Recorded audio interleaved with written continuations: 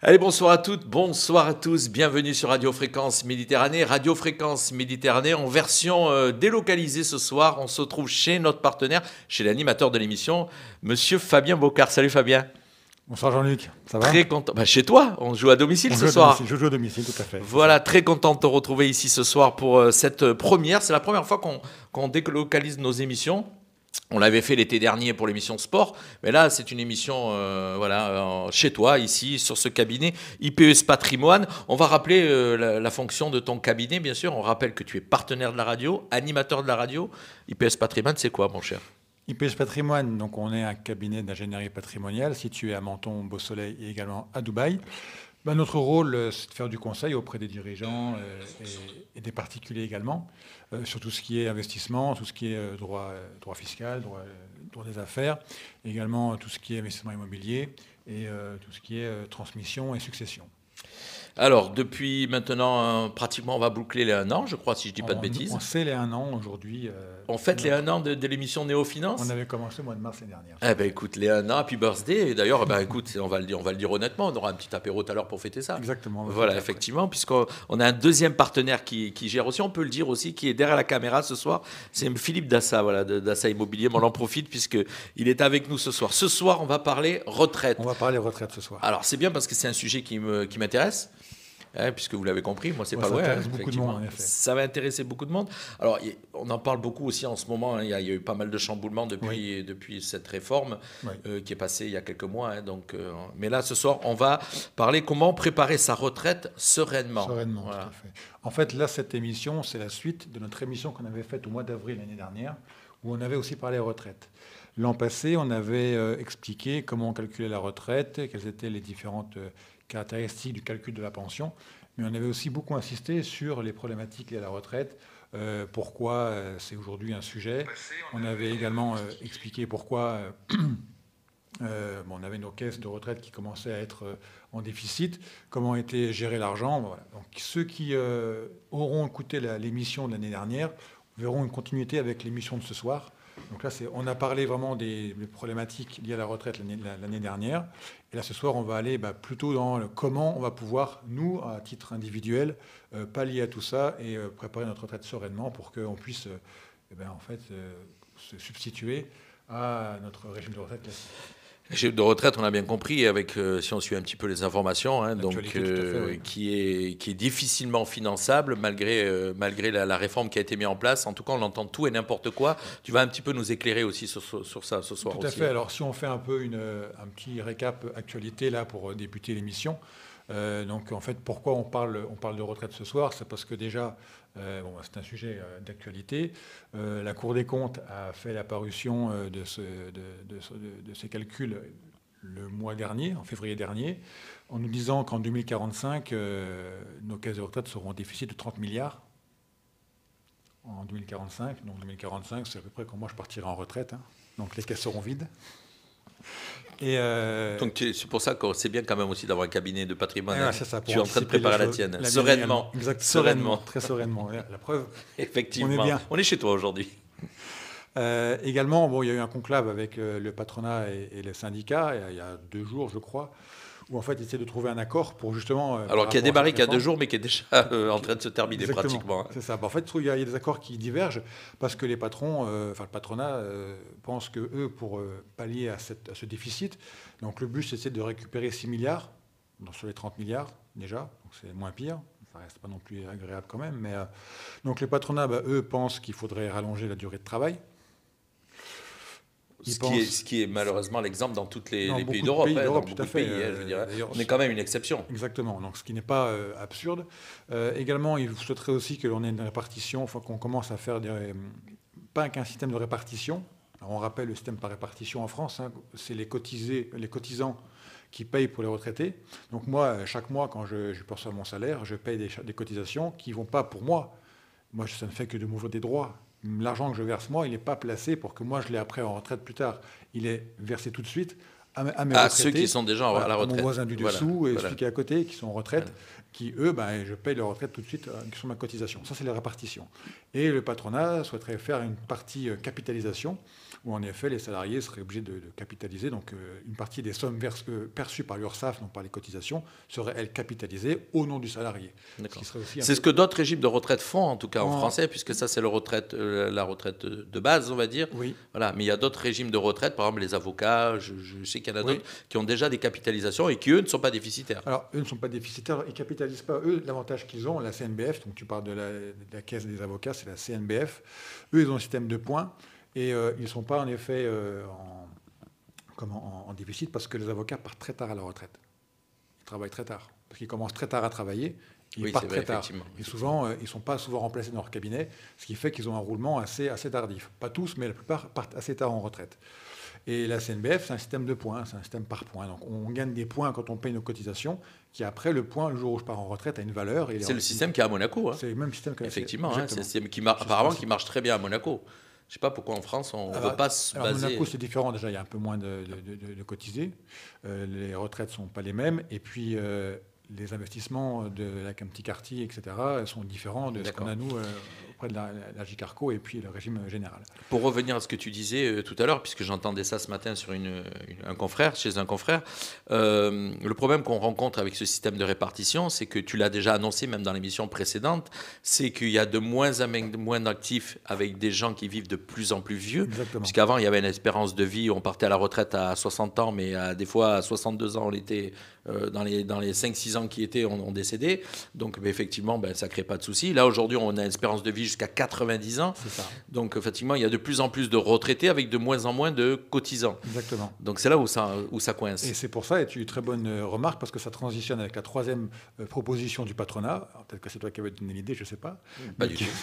Qui était de pousser l'âge de départ à la retraite indexé sur l'espérance de vie. Donc plus l'espérance de vie va augmenter, plus on va indexer le départ de l'âge à la retraite. Donc là, la réforme part de passer de 62 à 64. Bayrou a refusé de redevenir à 62. Donc on ira à 64 en âge légal de départ à la retraite, ce qui n'est pas l'âge au taux plein. Il y a deux âges pour partir en retraite. Soit l'âge légal, donc l'âge à laquelle je peux partir au minimum en retraite, avec pas forcément tous mes trimestres, donc j'aurai une décote sur ma pension. Ou alors j'attends le taux plein qui est à 67, où là, même si je n'ai pas assez travaillé, j'aurai quand même mon taux plein à 50%. Alors, ça ne veut pas dire que j'aurai une retraite pharaonique, mais ça veut dire que mon taux de calcul de ma pension sera de 50%, parce que le taux maximum de pension, c'est 50% du salaire annuel moyen de mes 20 dernières années. Alors, on rappelle aussi, je prends l'exemple de Monaco, puisqu'on est à côté de Monaco, l'âge légal, c'est 65 ans. Hein. 65 ans, oui. 65 ans. Donc, en France, on est en train de faire de se rapprocher de pataquès, mais 64 ans, voilà, malheureusement, il faut travailler. Il faut travailler, tout à fait. Alors, ce soir, on va aborder plusieurs sujets, effectivement. On va parler pourquoi parler retraite. Donc là, on vient de... Ce qu'on vient de faire, effectivement, sensibiliser surtout nos auditeurs à se dire que le système par répartition est voué à pas vraiment fonctionner correctement, parce que, comme tu l'as dit, mon espérance de vie augmente, les caisses commencent on travaille beaucoup moins, il y a beaucoup de chômeurs quand même par rapport à d'autres pays, ce qui fait que les caisses commencent à avoir un déficit, et la Cour des comptes l'a confirmé il y a un mois, on aura un déficit d'ici 20 ans de 30 milliards, donc c'est un sujet important. Également, donc la réforme qui est mise en place, elle ne suffit même pas à pallier à ce qui va se passer. Pas du tout, parce qu'après il y a l'inflation qui va se rajouter, parce qu'il faut savoir que quand on part en retraite, on a une pension, et cette pension elle reste fixe toute notre vie restante.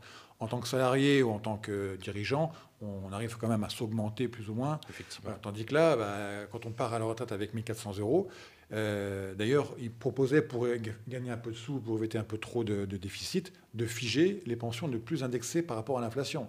C'est catastrophique. Ça veut dire que dans 10 ans, tes 1 400 € n'ont plus la même valeur. Exactement. Donc Ça, c'est pas faisable non plus. Je pense même que c'est même un devoir pour chacun de nous de s'inquiéter de sa retraite.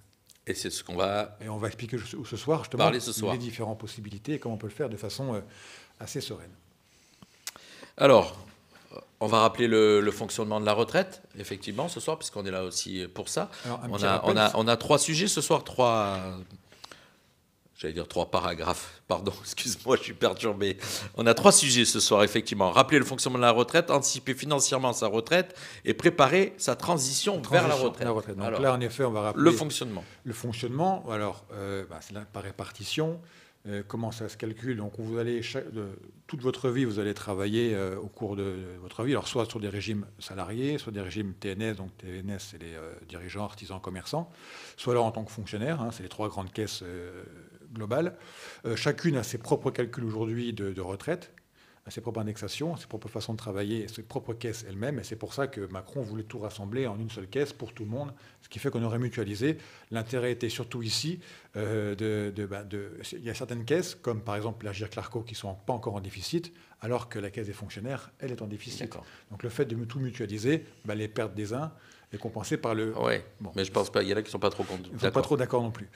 Donc la retraite, on a un système... Alors pour les salariés qui représentent beaucoup de personnes, c'est différent pour les fonctionnaires, mais les salariés, on a un système en fait pour le régime de base, un système de trimestre. Donc chaque fois qu'on aura travaillé un trimestre, alors c'est un trimestre qui est calculé pas au temps, c'est pas parce que j'ai travaillé 3 mois que j'ai un trimestre, c'est par rapport à la somme cotisée. À la somme cotisée, effectivement. Et il faut cotiser grosso modo 1 500 € par trimestre pour gagner valider un trimestre. Voilà. Donc si j'ai travaillé 6 mois mais que j'ai cotisé sur 15 000 € l'année, j'ai mes 4 trimestres, même si j'ai travaillé que 6 mois. Alors, on va donner un exemple. Je vais prendre le mien, effectivement, puisque je suis de la génération donc, née en 64. Oui. Donc, je fais partie maintenant des gens qui doivent partir avec la réforme, qui ont été touchés par la réforme. Donc, départ 63 ans. C'est ça. Effectivement. Donc, et par contre, 63 ans et 171 trimestres. Exactement. Voilà. Donc là, il te faut, toi, donc tu divises par 4, ça te donne le nombre d'années. Voilà. Et il faut qu'au moins que tu cotises au moins 500 € par mois pour valider un trimestre. Voilà. C'est ça. Une fois que tu as tes trimestres, ça ne suffit pas, le calcul ne s'arrête pas là. Donc il y a les trimestres qui permettent d'avoir le taux à 50%. Et après, tu as un troisième facteur qui va être en fait la durée d'assurance. Donc il te faut 171 trimestres, c'est ça, oui, pour toi c'est 172 pour moi, 176 pour moi, 171 trimestres. Si tu cotises si tu n'en as que 150, tu auras en fait un calcul, c'est 150 divisé par 171, qui viendra encore grignoter ton taux plein à 50%. Alors, on va prendre un exemple, c'est bien, parce que ce soir, je vais servir de cobaye un petit peu, effectivement. Moi, je fais partie des gens qui ont une partie sur la France et une partie sur Monaco. Donc, je n'aurai pas la totalité de mes trimestres en France. Exactement. Et je n'aurai pas la totalité de mes trimestres à Monaco. Mais réunissant les deux, j'aurai la totalité. Est-ce que j'aurai une décote sur la France? Alors, là, c'est particulier, mais c'est très à propos sur la région.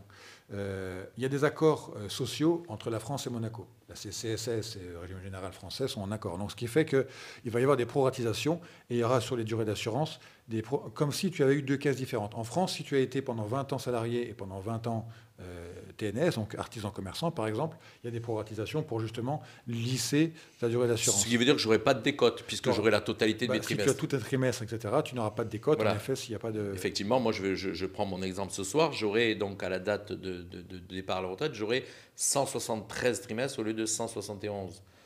Donc que je dois avoir, j'en aurai plus. Donc tu n'auras plus, donc ce qui fait que tu n'auras pas de décote, donc tu auras un taux de pension de au moins 50%. Mais 50% de quoi? Du salaire annuel moyen, donc de tes 10 meilleures années pendant ta vie. Donc on va prendre tes 10 meilleures années, on en fait le salaire moyen.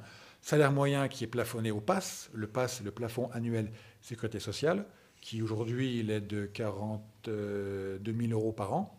Ça veut dire que quelqu'un qui gagne 70 000 € par an pendant 20 ans, donc pendant 10 ans, ses meilleurs salaires, c'est 80 000 €, et bien pour le régime de base, c'est plafonné à 42. D'accord. Donc ce qui fait que même quelqu'un qui aura gagné 80 000 € toute sa vie, ne peut pas dire moi j'aurai 50% de 80 000, 40 000 € en retraite. Non. Il aura au mieux 50% de 42 000. D'accord. Oui, donc ça sera divisé par 4 chez lui. Par 4 chez lui. Donc plus nos revenus sont importants, plus il y a de la perte. Pour la retraite de base. La différence est importante. D'où après, il y a les retraites complémentaires. Agirc-Arrco pour les salariés, le régime complémentaire pour les TNS et également pour les fonctionnaires, qui, elle, va venir pallier ce gap pour les gros revenus. Et là, donc, pour les régimes secondaires, ça va être des systèmes par points, donc comme la CNBF, tu disais tout à l'heure, comme à Monaco, ou comme pour l'Agirc-Arrco, on cotise des points. Le point a une valeur, le jour où je pars en retraite, il vient compenser. Mais on n'est jamais sur un retour. Voilà. Au mieux, dans le meilleur des cas, la personne qui aura une carrière salariée assez linéaire et qui va être assez élevée en termes de rémunération, peut espérer au mieux avoir en moyenne, c'est 46% de son dernier salaire. Mais en net ou en brut? En net dans la poche. En net, d'accord. Même, mais d'accord. alors, Voilà. Quelqu'un qui gagnait 80 000 € par an, il tomberait à 46 000 à peu près, un peu moins. Non, un peu moins. Il tomberait à 38, 36. D'accord, ok. Oui, 46%, excuse-moi.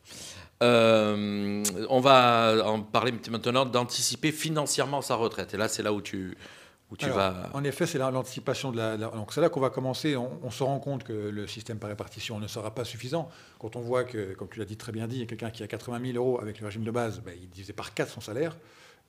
Financièrement, au niveau du train de vie, ça se ressent quand même.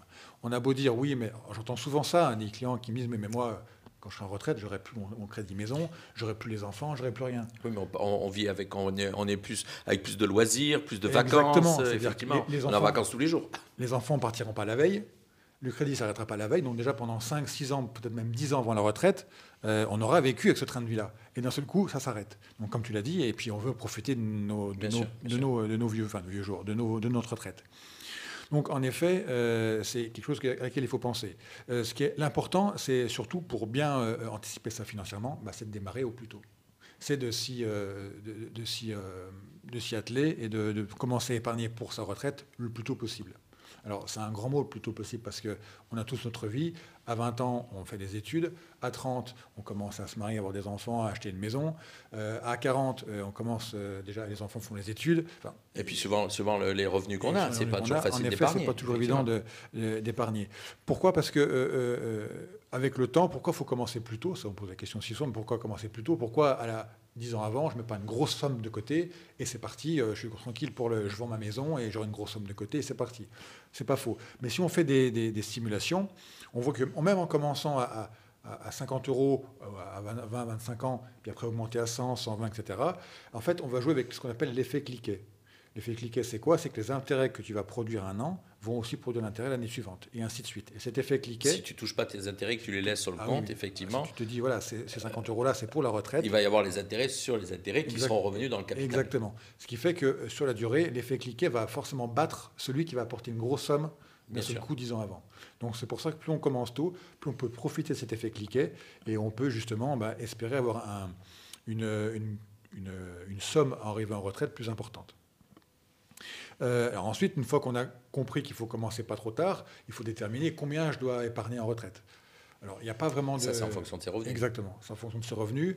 C'est vrai que quand on est en début de carrière, on pense aux enfants, on pense à soi, on pense à sa maison. Enfin, il y a des autres priorités, mais il faut toujours regarder. Et en fait, il faut se dire que voilà, quand je commence mon activité, il faut que je mette au moins 5% quand je suis jeune. Alors ça dépend si j'ai enfant ou pas, mais admettons que je n'ai pas d'enfant, je peux commencer déjà à mettre 10-15% de mes premiers salaires en retraite.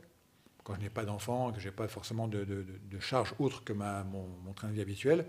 Après, ça va réduire un petit peu. Il faut qu'au fil des années, on se force à augmenter ce ratio. En fait, en termes de... Alors, il n'y a pas de ratio type que tout le monde doit suivre. Puis tu connais ma façon de travailler. Je ne suis pas dans la façon où tout le monde fait pareil, comme des moutons. Non, effectivement, chez IPS Patrimoine, chaque client a son dossier, on va dire. Exactement. Donc, je fais vraiment du sur-mesure. Sur-mesure. Donc, mais il faut commencer à épargner au plus tôt. Et ensuite, il faut trouver les solutions pour justement épargner, parce qu'il y a différentes solutions.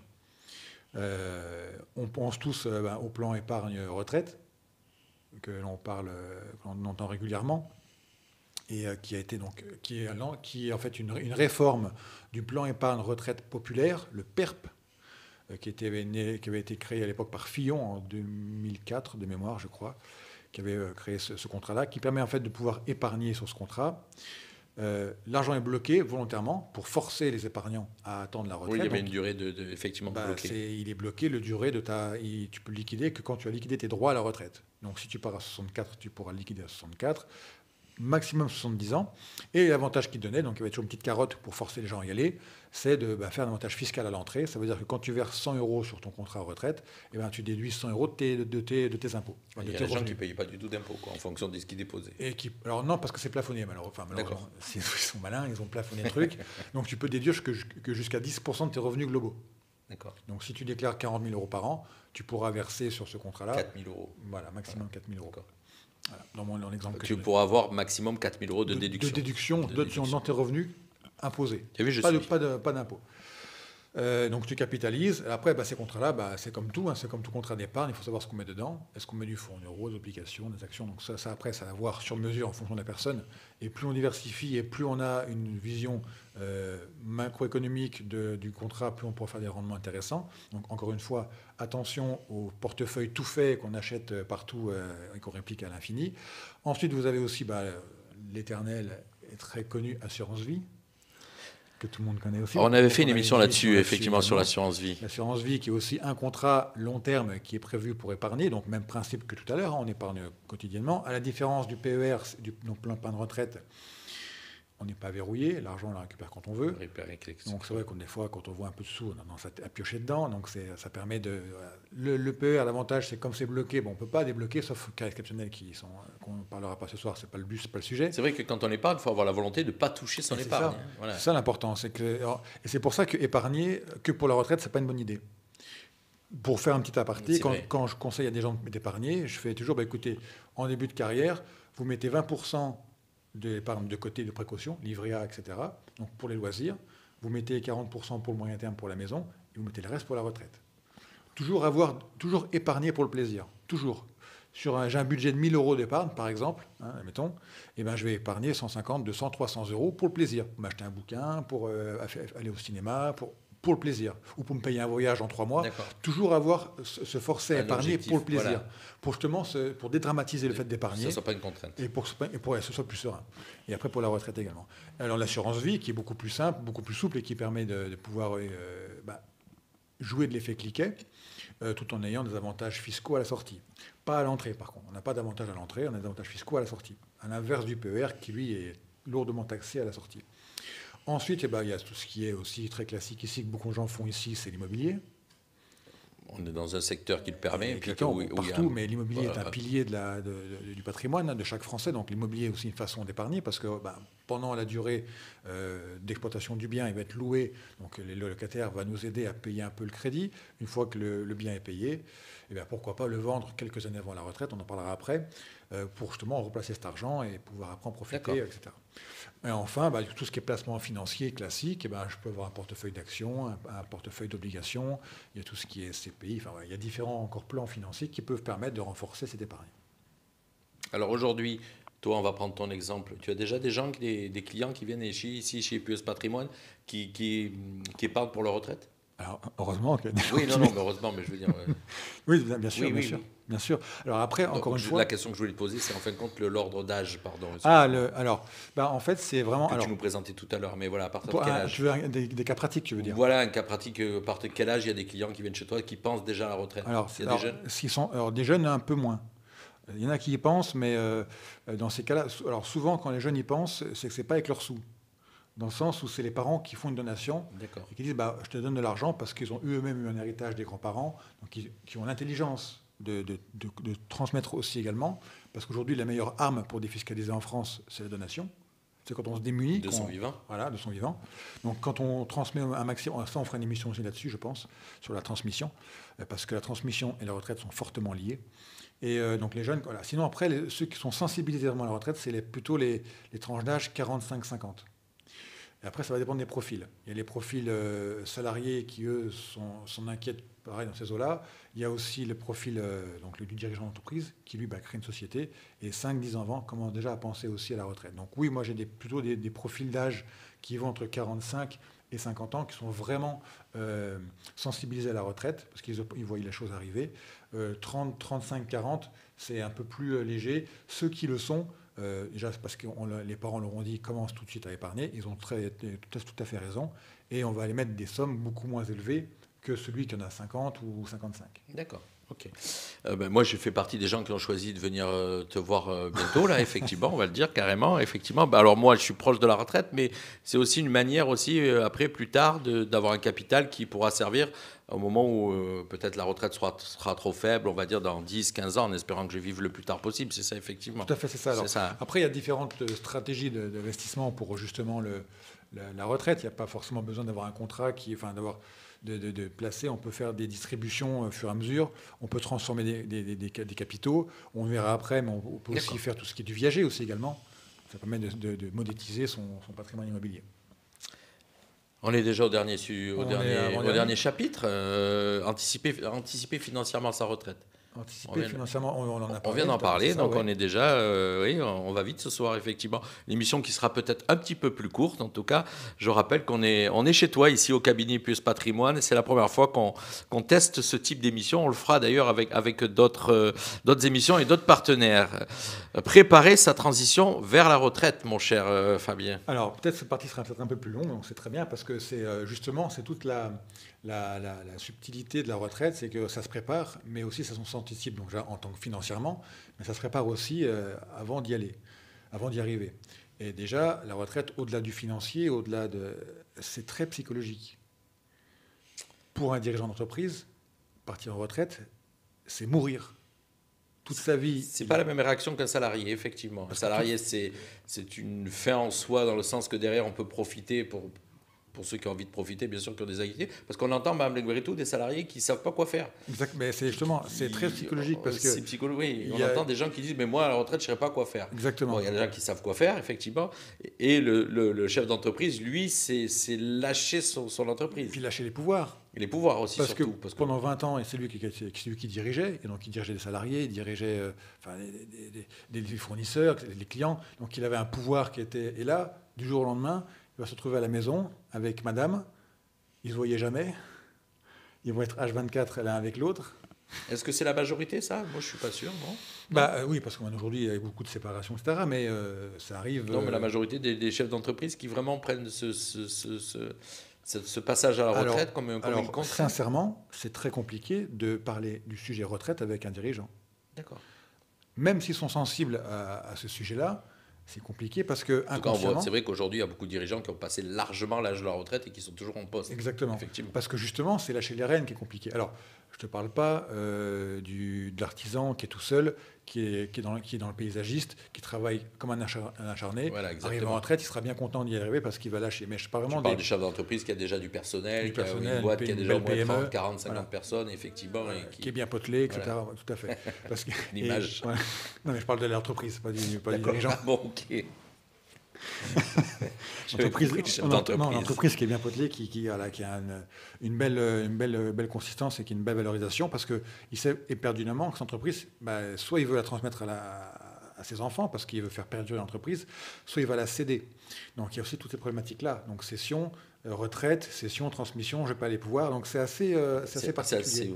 Puis c'est assez compliqué. Et comme tu l'as dit, il y en a beaucoup qui continuent. Et l'âge moyen de départ en retraite pour un dirigeant de PME, on est plus proche des 65 que des 62. Voire même 66. Oui.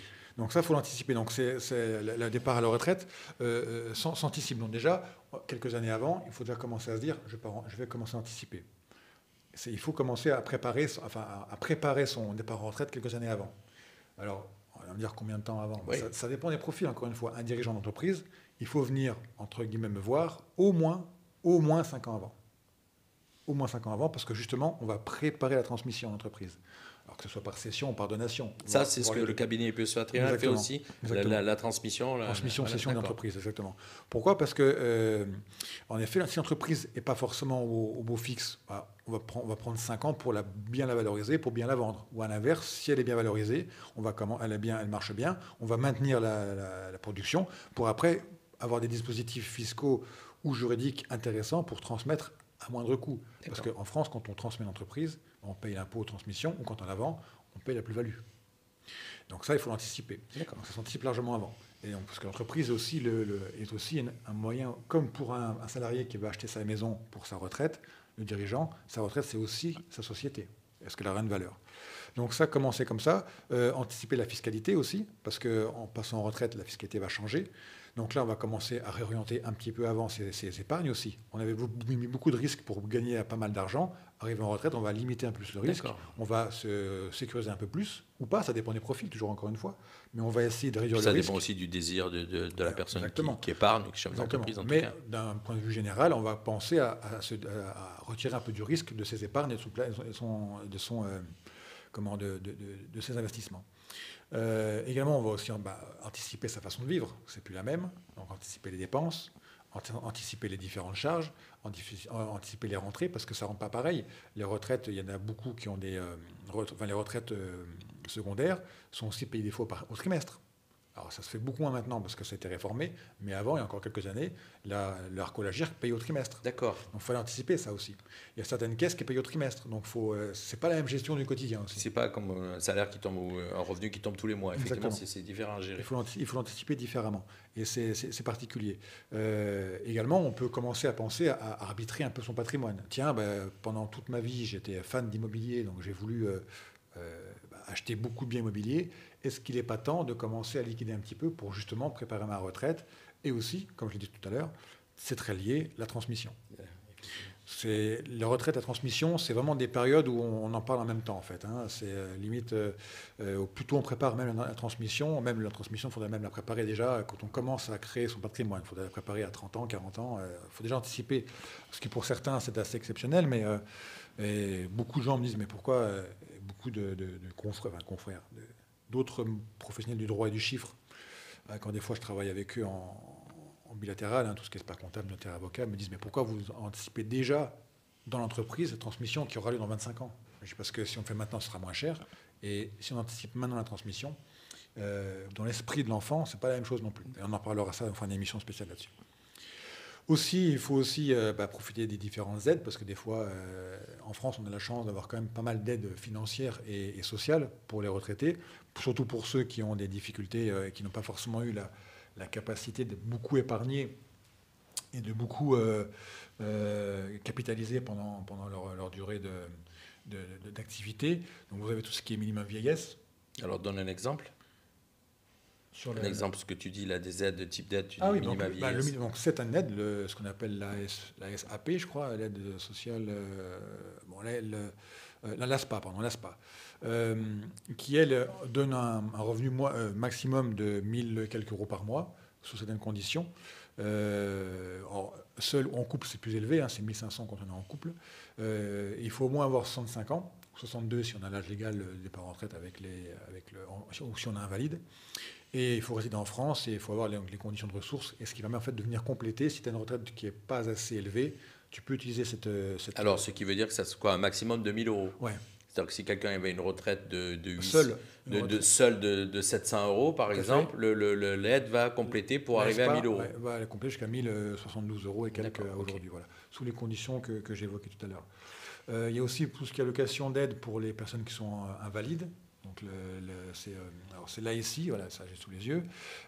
Pareil, des montants sont toujours les mêmes, c'est toujours les 1000 euros par mois maximum, sous condition, en fonction d'âge, etc. Également, on a tout ce qui est les aides au paiement des prestations de santé, la CMU, etc., qui vont aussi venir là pour les retraités, pour les aider à payer moins cher la mutuelle, qui commence à devenir de plus en plus cher quand on vieillit. Effectivement. Et c'est là qu'on en a besoin. Également, on a aussi toutes les aides régionales locales. Des fois, il y a certaines régions qui permettent d'avoir des aides, alors soit alimentaires ou autres pour les personnes âgées qui ont des difficultés pour boucler les fins de mois. On fait partie d'un pays où on a de la chance quand même où il y a des aides, effectivement. Il peut y avoir des chèques alimentaires, etc., qui peuvent permettre d'aider les personnes qui n'ont pas forcément des gros montants de retraite à pouvoir subvenir à leurs besoins. Également, on a aussi pour les personnes âgées une décote sur tout ce qui est taxes foncières et impôts sur le revenu aussi. Donc il y a une décote spécifique quand on est dans ses pensions, quand on déclare ses pensions. On a une décote spécifique pour les petits revenus en pension sur les impôts, mais également sur les taxes foncières. Et dans certaines communes, il y a sous condition aussi, on peut être exonéré de taxes foncières et taxes d'habitation. Il y a aussi ces aides-là. Et ensuite, vous avez aussi tout ce qui va être les APL, etc., et tout ça. Voilà. Donc ça, c'est toutes les aides qu'on peut avoir en tant que retraité, et que justement, d'où l'anticipation quelques années ou quelques mois avant, pour justement aller chercher toutes ces aides-là, à voir si on est éligible. Donc c'est pour ça, alors comme je disais tout à l'heure, un dirigeant, on va prendre 5 ans avant, 5-6 ans avant, parce qu'il y a beaucoup de choses à voir. Un salarié, quelqu'un qui aura eu une carrière assez simple au niveau de ses retraites, il faut qu'il anticipe ça entre 1 et 2 ans avant. D'accord, je suis dans ce cas-là. Je suis dans ce cas-là, effectivement. Dans 2 ans, normalement. Donc, pour moi, effectivement, j'ai commencé à m'y intéresser, effectivement. Et après, on peut aussi trouver des solutions pour optimiser un peu son patrimoine en détention. Est-ce qu'on n'irait pas faire un peu de viager, par exemple? Quelqu'un qui n'a pas beaucoup de retraite, mais qui a eu la bonne idée, 30 ans en arrière, de s'acheter sa résidence principale dans une région qui, il y a 30 ans, ça ne valait pas grand-chose. qui aujourd'hui ça vaut très cher. C'est le cas de notre secteur, effectivement. C'est pour ça. Et où on pourrait monétiser son bien principal en faisant un viager. Donc, ce qui veut dire que l'acquéreur, lui, va dire, voilà, moi, je fais le pari que je vais payer un peu moins cher ton bien. Sachant qu'on a parlé de une des dernières émissions, le bien se vend moins cher en faisant un viager. Moins cher parce qu'en fait, on joue sur l'aléa, à savoir, moi, je suis acquéreur, je vais acheter ton bien en viager. Je dis, voilà, tant que tu n'es pas décédé, je n'ai pas le bien. Donc, tant que tu n'es pas décédé, je vais te verser la première année un bouquet, donc un capital tout de suite, mettons qui va être négocié ensemble, avec des plafonds, ça encadré quand même, c'est pas non plus n'importe quoi. Ton bien vaut 500 000 euros, parce qu'il est bien positionné. Je vais te donner un bouquet de 100 000 euros tout de suite, et je vais te donner une rente, jusqu'à ce que tu viennes à partir de 1 000 euros par mois. Donc moi, j'ai intérêt à ce que tu décèdes assez vite quand même. Oui. Merci. Mais j'ai pas de bien à vendre à 500 000 euros, donc ça va. Oui, non, je comprends. Donc, voilà, on a monétisé. Voilà. En fait, on a monétisé le patrimoine de la personne. Et elle, ça lui permet de pouvoir vivre dans sa maison sans payer de loyer. Et au contraire, on la paye pour être dans sa maison. Donc elle a sa retraite plus la rente du viager. Donc ça peut être intéressant pour les personnes âgées qui n'ont pas non plus d'héritier, parce que souvent ces personnes-là ne veulent pas transmettre leur maison parce qu'il n'y a pas d'enfants. Donc le viager, c'est une des meilleures solutions. Une des meilleures qui peut subvenir à ça. Et après, on a aussi les cessions de différents biens, etc., etc. Je te laisse continuer, parce que là, Ah oui, non, oui, pardon. Non, mais là, je pense que s'il n'y a pas de questions particulières, non, je regardais, mais non, sur ce format-là, ce soir, il n'y a pas de questions. Donc, il y a M. Philippe Dassa qui regarde, mais il n'y a pas de questions. Non, j'avais fait le tour sur les exemples après. Je voulais aller plus loin, mais on empiétait un peu sur le sujet un peu transmission, parce que c'est extrêmement lié aussi. En tout cas, juste avant, pour résumer, tu l'expliquais, donc on va un petit peu résumer ce que tu as dit juste avant. Donc, si on est chef d'entreprise, de commencer à anticiper sa retraite, puisque c'est le cas ce soir, ce qu'on est en train de, le sujet de ce soir, à peu près 5 ans avant, en gros, Voilà. Alors ça, c'est pour pas anticiper la retraite, pour anticiper la transition, le départ en retraite. La transmission, la transition, le départ, la transition. Et si on est un particulier avec une carrière à peu près normale, en gros 2 ans. Deux ans avant pour commencer à déjà à regarder un petit peu comment ça va se passer la retraite, la transition. Exactement. Les aides qu'on peut avoir, en tout cas, ce qu'on va toucher, ce qu'on pourrait toucher. Et puis aussi anticiper aussi, j'ai oublié ce point-là, tu me fais bien de le faire rappeler, c'est qu'aujourd'hui, il y a des dispositifs. Alors justement, ils en ont parlé aussi sur la réforme dans Conclave l'autre jour. Ils veulent mettre en place un système de cumul emploi-retraite, donc il existe déjà, mais aussi pour l'employabilité des seniors. Souvent, des fois, il y a des seniors qui arrivent chômeurs à 60 ans. Aujourd'hui, pour les embaucher, c'est la catastrophe. Et des fois, il leur reste 4-5 ans avant la retraite, ils ne trouvent rien, et ils vont avoir une retraite détruite, écrasée, parce qu'il leur manque 4 ans, donc 16 ou 20 trimestres de cotisation. Donc, il faut mettre en place un système pour faciliter l'embauche des seniors de 60 ans. Proches de la retraite. Voilà. Mais on peut aussi, ceux qui sont en retraite peuvent aussi cumuler l'emploi et la retraite. Donc il y a certains plafonds respectés, elle peut être totale ou partielle, mais on peut dire, moi j'ai ma retraite qui ne me suffit pas, je veux continuer à travailler, donc je touche ma retraite. Ce qui peut être un avantage pour le chef d'entreprise, qui peut peut-être avoir un salaire, le payer peut-être un petit peu moins. Un petit peu moins, c'est ça. Par contre, il sera toujours chargé, donc il y aura toujours les cotisations à payer, comme un salarié classique. Oui. Pour le retraité, il touche sa pension, il touche aussi son activité. Mais il peut cumuler en fonction de certains plafonds. Voilà. Un certain plafond, et surtout, c'est qu'il n'ouvre pas de nouveaux droits à retraite. Donc les charges sociales qu'il va payer, que l'employeur va payer pour lui, vont pour les autres. Donc c'est l'autre côté aussi. Donc après, en fonction des cas, on peut très bien, donc, pour un retraité qui a une petite pension et qui se dit j'ai encore 5 ans ou j'ai encore la pêche, je liquide mes droits et je travaille encore jusqu'à mes 68, 69, 70 ans, en fonction de mon choix. Ce qui sera certainement des cas qui vont être de plus en plus fréquents à l'avenir. Je t'ai coupé, je ne sais pas quel sujet tu allais aborder là juste avant que je te coupe. Non, c'était je voulais aller plus loin après sur tout ce qui était transmission, parce que comme je disais, c'est excessivement lié entre la retraite et la transmission. Donc il est vrai qu'après on peut aller chercher sur des schémas et des stratégies de démembrement de propriété pour justement transmettre le bien, rester dans les biens et bénéficier des revenus tout en transmettant, etc. Donc ça aussi, ça s'anticipe, et souvent ça s'anticipe au moment où on part en retraite, parce que c'est là où on va faire tout en même temps. Et après, une fois que tout est fait, on peut profiter de ses revenus, de sa retraite. Exactement. Voilà. On est arrivé au bout? On est arrivé au bout. Voilà, le principal, c'est que les auditeurs aient compris que c'est un devoir aujourd'hui De penser à sa de retraite. penser à sa retraite. Et plus ça Je va te aller, rassure, plus on est proche, plus on y pense. plus on y pense. Et nos jeunes, actuellement, tu vois, je te dis, moi, quand je vais partir en retraite, c'est là que les caisses seront le plus en déficit.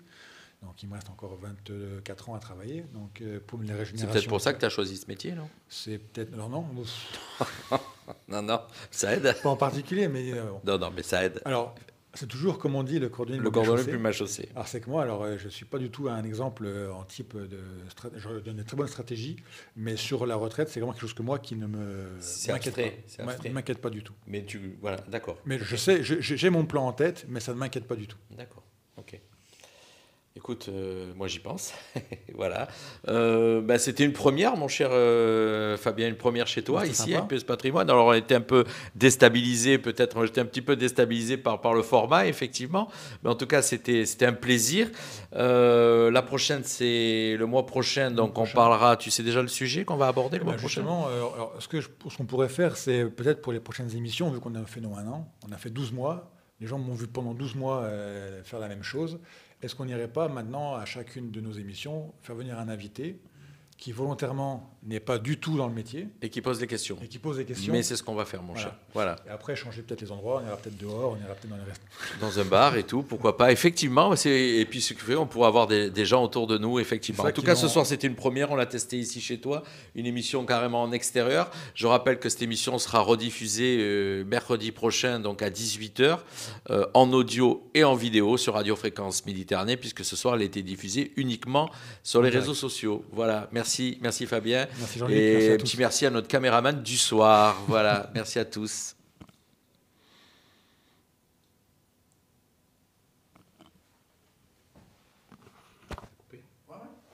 Ending live broadcast.